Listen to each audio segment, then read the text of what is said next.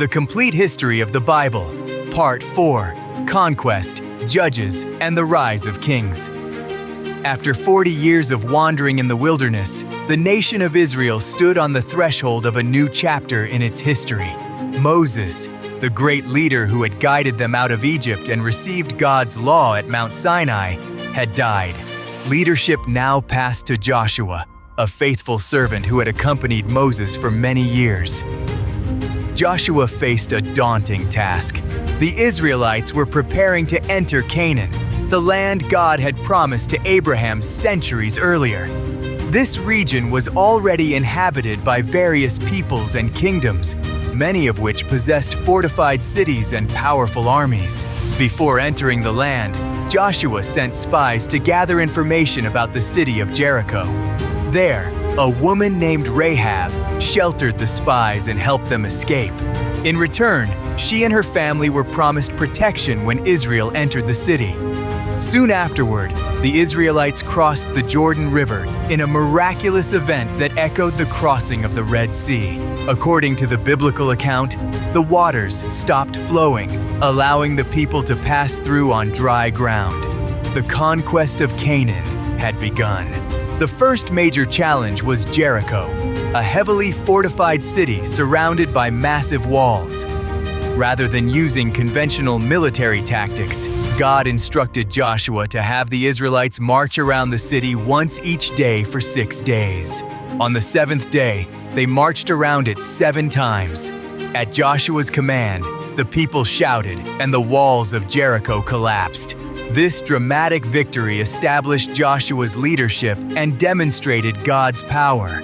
Over the following years, Israel fought numerous battles and gradually gained control of much of the Promised Land. After Joshua's death, however, a new problem emerged. The Israelites had no central ruler. Instead, they entered a period known as the Age of the Judges.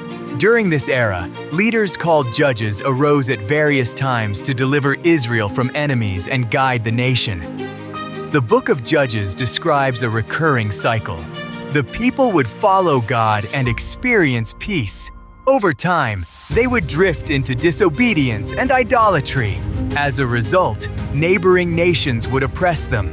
The Israelites would then cry out to God, who would raise up a judge to rescue them. Peace would return, only for the cycle to begin again. One of the most remarkable judges was Deborah. Deborah served as both a prophet and a leader.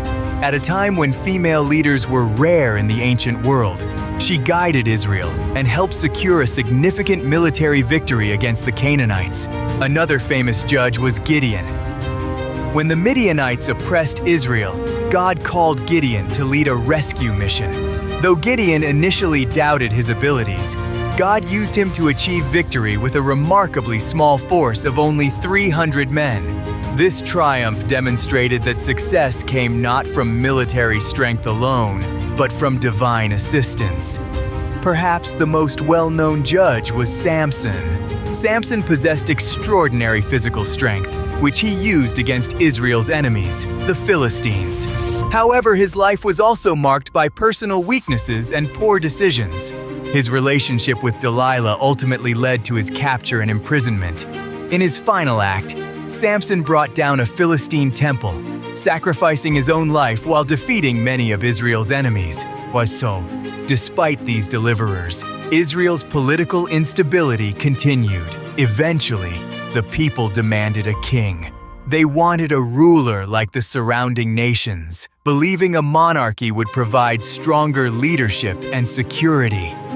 The prophet Samuel warned them about the potential dangers of kingship, but the people insisted. God allowed their request. The first king of Israel was Saul. Initially, Saul showed promise. He was tall, impressive, and capable in battle. However, over time, he became increasingly disobedient to God's commands. His pride and poor judgment eventually cost him God's favor. As Saul's reign declined, God chose a new king. That king was David. David began life as a shepherd boy tending his father's flocks. He first gained national attention when he faced Goliath, a giant Philistine warrior who challenged Israel's army. Armed with only a sling and 5 smooth stones, David confronted the giant. The battle seemed hopeless from a human perspective, yet David trusted in God rather than military strength. With a single stone, he struck Goliath and secured a stunning victory. This event became one of the most famous stories in the Bible. David later became king and united the tribes of Israel into a powerful kingdom.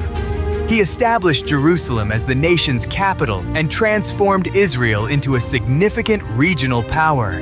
David was also a gifted musician and writer. Many of the Psalms in the Bible are traditionally attributed to him.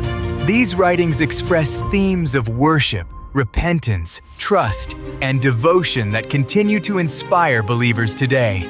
Although David was not perfect and made serious mistakes during his life, he remained devoted to God and is remembered as one of Israel's greatest kings. Following David's death, his son Solomon became king.